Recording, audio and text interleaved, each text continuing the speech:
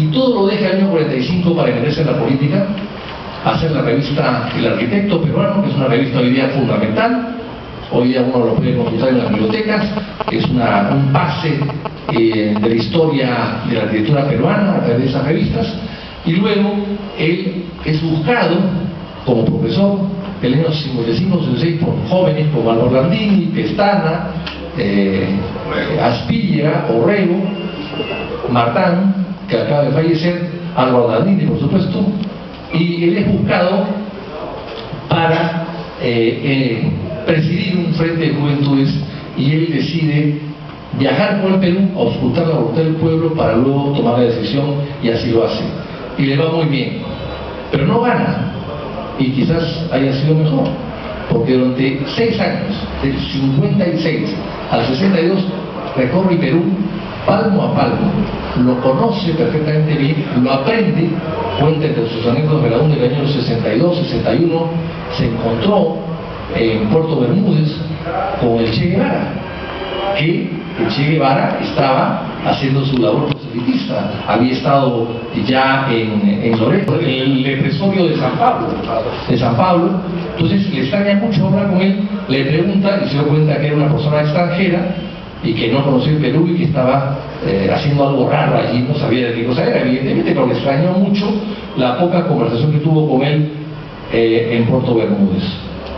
Sigue recorriendo el país y las 62 gana las elecciones, oficialmente las perdió, pero acá pasa algo curioso. En esa época no había pues el perfeccionismo que hay ahora electoral. La ley electoral se hizo a raíz de ese fraude. Allí el fraude era más sofisticado, no había los controles que hay ahora, y Belaúnde pierde por 0.5%. O sea, Belaúnde saca 32.2%, Haya 32.8% y se requería 33.33%, que era un tercio. En esa época, con un tercio ganabas en primera vuelta. Si no sacabas un tercio, tenías que ir al Congreso y el Congreso elegía entre los 2 primeros. Y esa constitución del año 33 es lo que se copió en Bolivia. En Bolivia dio resultados durante 20 años y en el Perú, cuando se puso a prueba el 62, no dio ningún resultado. Y eso mismo ha pasado en México hace poco, que por 0.5 finalmente impusieron la candidatura de Calderón con algún tipo de fraude que hubo ahí a López Obrador y con las... claro, México tiene unas instituciones y finalmente se impuso el resultado final, pero se creó pues la duda de que no había elecciones limpias. Entonces Belaúnde va a una segunda vuelta en realidad. La segunda vuelta es el año 63, es un año después. Y el año después, Belaúnde se une a la democracia cristiana, que tenía 2%, había sacado el 62, Belaúnde había sacado el 32, 32 más 2 son 34. Haya la Torre se coquetea y se trata de unir con Modrilla, etc. Y en la segunda vuelta, el año 63, para decirlo de esa manera, fue un experimento de la segunda vuelta con una diferencia de un año, Haya la Torre saca 33%, o sea, prácticamente no sube nada, y Belaúnde saca 39%.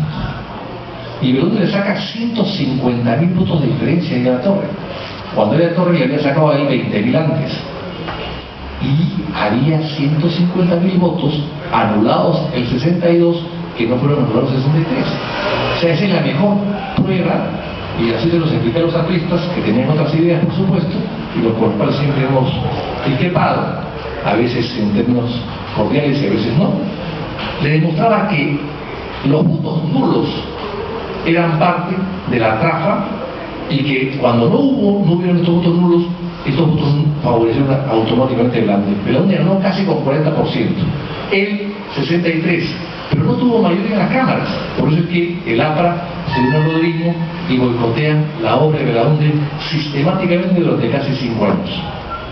A pesar de eso, fue un buen gobierno.